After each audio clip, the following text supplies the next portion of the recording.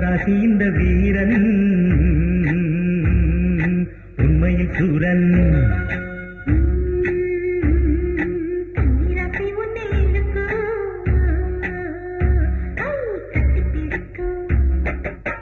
நல்லவர்க்கு நல்லவன் தான் தன்மானம் காக்கும் கண்ணன் நானே.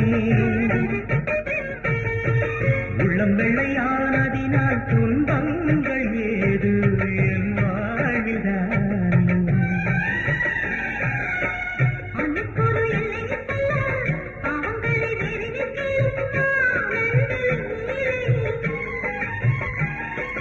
ஜாதி வேதம் இல்லாமலே நீதி போதம் சொன்னார்